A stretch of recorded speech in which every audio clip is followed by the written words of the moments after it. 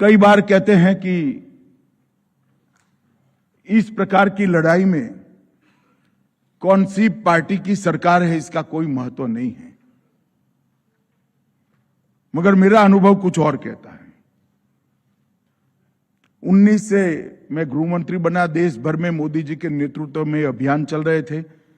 झारखंड में अच्छा चला, बिहार लगभग मुक्त गया, आंध्र प्रदेश तेलंगाना मुक्त हो गया, महाराष्ट्र मुक्त होने की कगार पर है, मगर छत्तीसगढ़ में हमें सफलता नहीं मिलती थी। छत्तीसगढ़ में कांग्रेस की सरकार थी। फौरी तौर पर तो कोऑपरेशन मिलता था, परंतु जो इनिशिएटिव संयुक्त अभियानों के लिए लेना चाहिए वहां पैर कच्चे पड़ जाते थे। खैर, मैं कोई ज्यादा पॉलिटिकल बात नहीं करना चाहता, परंतु 2024 में वहां पर भारतीय जनता पार्टी की सरकार बनी। 2024 में अपने इतिहास के साल के इतिहास के सबसे ज्यादा 270 नक्सली को न्यूट्रलाइज करने का काम एक साल के अंदर किया गया। और ये जो वामपंथी भाई नक्सलियों के बचाव में खड़े होते हैं, हमारे लोग हैं, क्यों मारना चाहिए? हम नहीं मारना चाहते। 290 मारे गए क्योंकि उनके हाथ में हथियार थे। 290 के सामने 1090 गिरफ्तार किए हैं। जहां गिरफ्तारी संभव थी वहां हमने गिरफ्तार भी किए हैं और वो आज कानून की कोर्ट में। और उसके साथ 1090 के साथ 881 सरेंडर कर दिए। ये बताता है कि सरकार का अप्रोच क्या है। सरकार का अप्रोच यह है कि हम पूरा प्रयास करते हैं नक्सली को अरेस्ट करने का, सरेंडर कराने का, मौका भी देते हैं, एक अच्छी सरेंडर पॉलिसी भी लेकर आए हैं, मगर जब आप हाथ में हथियार लेकर भारत के निर्दोष नागरिकों को मारने के लिए निकलते हो, तब सुरक्षा बलों के पास और कोई चारा नहीं होता, गोली का जवाब गोली से ही देना होता है। वामपंथी उग्रवादी क्षेत्र में विकास के लिए भी ढेर सारे काम किए गए, क्योंकि एक दलील ऐसी थी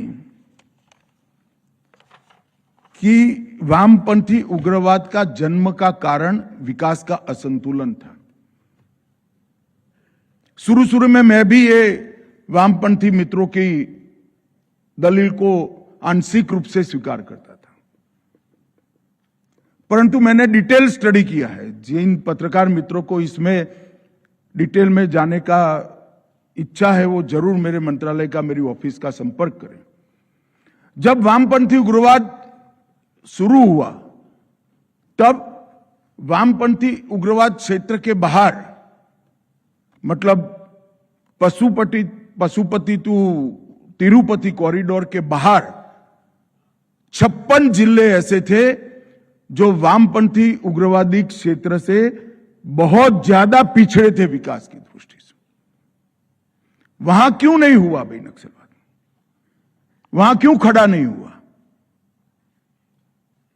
दुनिया भर में जहां जहां वामपंथी विचारधारा पनपी, वामपंथी विचारधारा और हिंसा का चोली दामन का रिश्ता रहा है, यही जड़ है नक्सलवाद।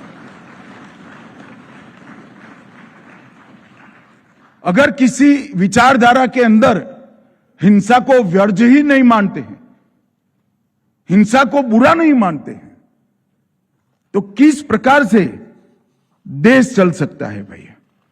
और मैं आज बहुत कठोरता के साथ कहना चाहता हूं कि जो लोग ये प्रचार कर रहे हैं वामपंथी उग्रवाद का मूल कारण विकास है, वो देश को गुमराह कर रहे हैं। हमारे संविधान में हर प्रकार की व्यवस्था है, ट्राइबल कल्याण के लिए विशेष आर्टिकल्स बनाए गए हैं। इसकी जिम्मेदारी सीधी राष्ट्रपति महोदया और राज्यपालों को दी गई है। इनके लिए बजटरी प्रोविजन का प्रावधान है। इनके विकास के लिए ढेर सारी योजनाएं हैं। हम सबको मालूम है कि लंबी गुलामी के बाद हम आजाद हुए थे, संसाधन की कमी थी, एक साथ पूरे देश का विकास नहीं हो सकता, कुछ हिस्से पिछड़ गए थे। मगर अब ये सवाल नहीं है। 60 करोड़ गरीबों के लिए नरेंद्र मोदी जी अनेक योजना लेकर आए हैं। घर दिया, शौचालय दिया, घर में बिजली दिया, शुद्ध पीने का पानी दिया, 5 किलो अनाज दिया, 5 लाख तक का इंश्योरेंस दिया, घर में गैस दे दिया। एक कौन नक्सलवादी क्षेत्र में ये सारी सुविधाओं को कौन नहीं पहुंचने देता? मैं आज वामपंथी बुद्धिजीवी मित्रों को जो समर्थन करते हैं मूवमेंट का, उनको सीधा सवाल पूछना। आज छत्तीसगढ़ के बीजापुर में, सुकमा में अगर स्कूल नहीं पहुंची है, कौन दोषी है? अटल जी के समय हर सर्व शिक्षा अभियान चला था। मोदी जी ने इसको पुख्ता किया। क्यों वहां स्कूल नहीं पहुंची? आप रोक कर बैठे थे, हथियार लेकर बैठ गए थे। देश भर में रोड की नेटवर्क बनी, वामपंथी क्षेत्र में क्यों नहीं बनी? क्योंकि आपने रोड के कॉन्ट्रैक्टरों की हत्या कर दी। देश भर में 5 किलो चावल मिलता है, वामपंथी क्षेत्रों में वो चावल क्यों नहीं बना? उनका रेशन कार्ड क्यों नहीं बना? क्योंकि आप रोक कर बैठे थे। आप आदिवासियों का विकास नहीं चाहते हो भाई। आपके मन में इनकी चिंता नहीं है। आपके मन में चिंता है दुनिया भर में रिजेक्ट होती आपकी आइडियोलॉजी को वहां पर जिंदा रखने की चिंता है। और इसलिए ये जो अपप्रचार हो रहा है, ये अपप्रचार को हमें समझना होगा। मैं आज जो लोग आर्टिकल लीक करे मूवमेंट का, हथियारी मूवमेंट का समर्थन कर रहे हैं, उनको पूछना चाहता हूं, किसी भी हथियारी मूवमेंट का समर्थन संविधान के 4 कॉर्नर में जीते सभ्य समाज के लिए कैसे कर सकते हैं?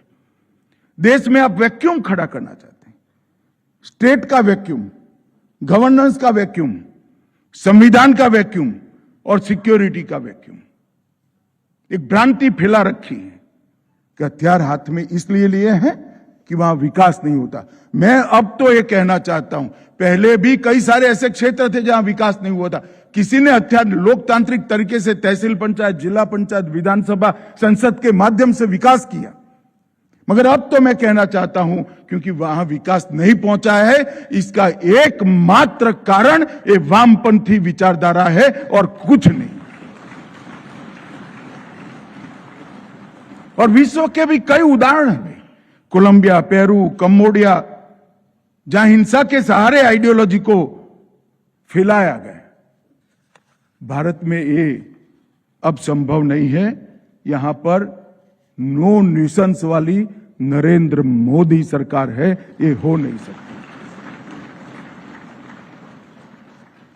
इन्होंने इसके फैलाने के लिए एक स्ट्रेटेजी अपनाई।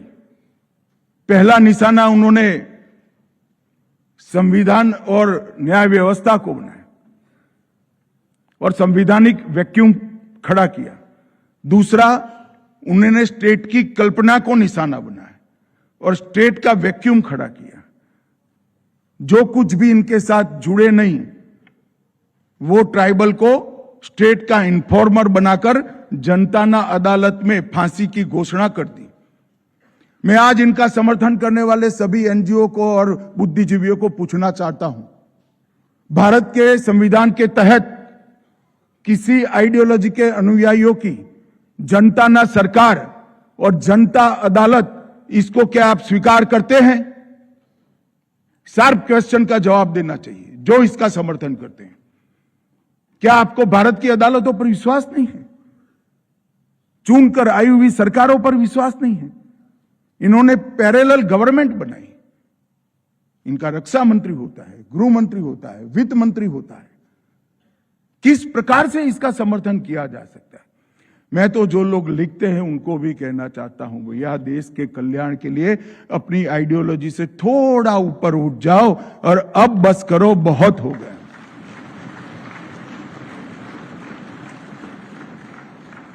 इस प्रकार से शिक्षा, स्वास्थ्य, सुरक्षा, बुनियादी सेवाएं, इनकी भूख,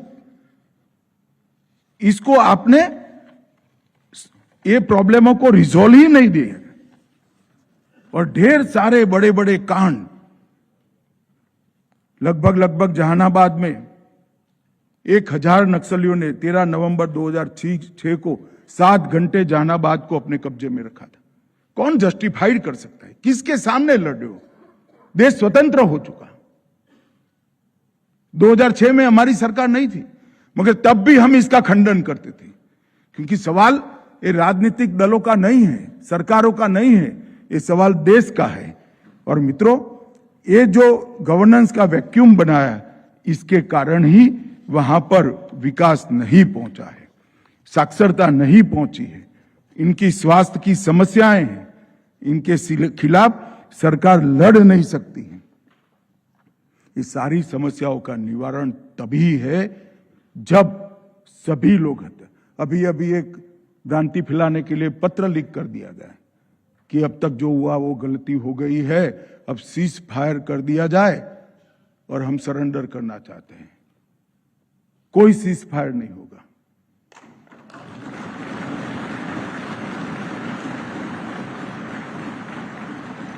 और मेरे वाक्य को मैं एक्सटेंड करना चाहता हूं, सरेंडर करना है तो सीज फायर करने की जरूरत ही नहीं है, हथियार डाल दो, पुलिस एक भी गोली नहीं चलाएगी, आपको रीएस्टैब्लिश करेगी।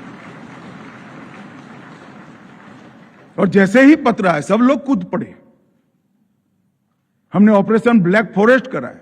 ये सारी वामपंथी पार्टियां अब तक ये वामपंथी हिंसा से कन्नी काटती थी सार्वजनिक रूप से, मगर जैसे ही ऑपरेशन ब्लैक फॉरेस्ट हुआ, उनकी सारी छद्म सिंपैथी एक्सपोज हो गई। उन्होंने पत्र लिखा, प्रेस नोट दिया कि ऑपरेशन ब्लैक फॉरेस्ट तुरंत बंद कर दिया जाए। वामपंथी राजनीतिक रजिस्टर्ड दलों ने प्रेस नोट दिया, सीपीआई और सीपीआईएम ने दिया है। क्यों भाई? क्यों बचाना है उनको? और कब तक गरीब लोगों पर अभी इसके पहले आपने देखा, विजय भाई मेरे घर पर पीड़ितों को लेकर आ रहे थे, पूरी रात सो न पाए ऐसी स्थिति हो गई थी। किसी बच्ची का पैर उड़ गया, किसी किसान का पैर उड़ गया, किसी का माँ बाप दोनों मर गया। कौन जिम्मेदार है इसके लिए? वो भी तो ट्राइबल है। और उनके ह्यूमन राइट के लिए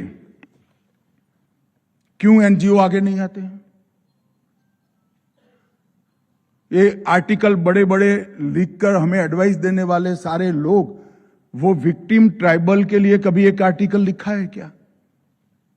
वो मानवीय नहीं है, वो भारत का नागरिक नहीं है, वो ट्राइबल नहीं है।